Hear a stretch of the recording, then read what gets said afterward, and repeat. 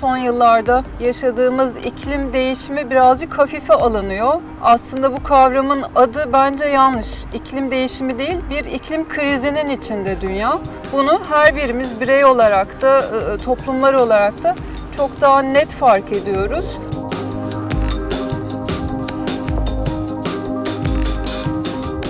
İklim değişikliği buzul üstünde tek başına kalmış kutup ayısı hikayesi asla değil. Gerçek anlamda yaşamımıza girmiş ve riskler barındıran bir konu.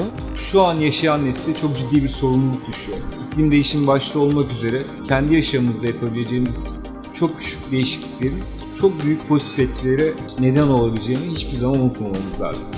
Vehbi Bey'in bir sözü vardır. İlkem varsa ben de varım. Bu sözü yeniden ifade edeceğim. Dünyamız varsa biz de varız. Hayatın devamı için dönüşmek zorundayız. Dönüşümün her zaman bir maliyeti olur. Dönüşüm insanları korkutur. Ancak dönüşümü yapmamanın yol açacağı maliyetleri de bence göz ardı etmemek lazım.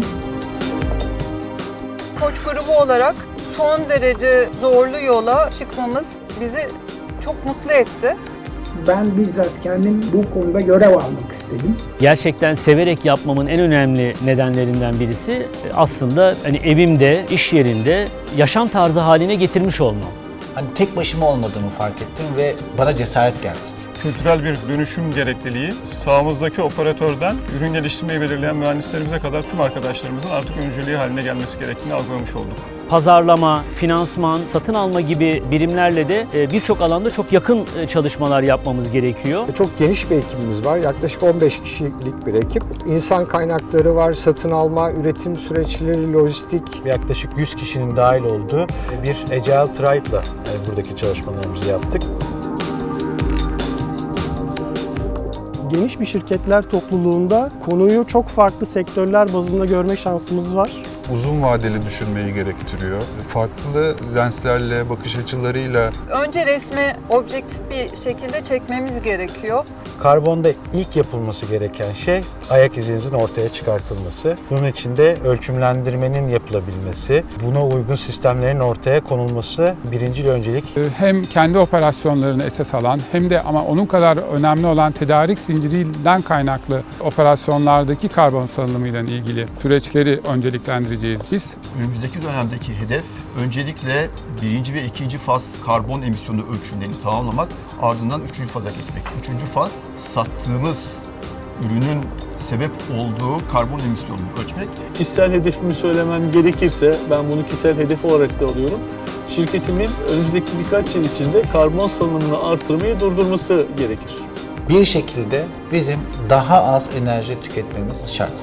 Çok zor bir denklem. Kullanıcılar için rahat erişilebilir, fiyatının uygun bir şekilde onlara sunulması kritik bir nokta. Karbon yakalama yöntemleri, hidrojen, biyoyakıtlar, biyo-LPG, biyo-DM'i gibi çeşitli yakıtlar hayatımıza girecek. Ürettiğimiz tüm ürünlerde karbon dönüşümünü, marka değerini daha ileriye götürebilmek için kaldıraç etkisi olarak kullanmamız gerekiyor. Karbon dönüşüm konusundaki yaptığımız liderlik çalışmaları ile aslında ucuz finansmana, verimli finansmana erişim için çalışma yapmamız gerekir. Eskiden aslında hep şeyi konuşurduk, bir seneki, yıllık hedefler vesaire.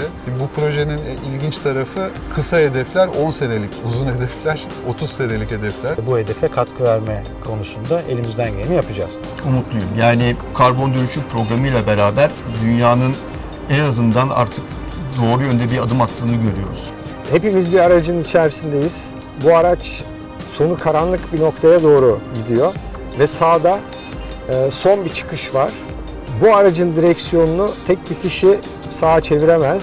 Tüm bireyleri bu direksiyonu sağa çevirmeye davet ediyorum.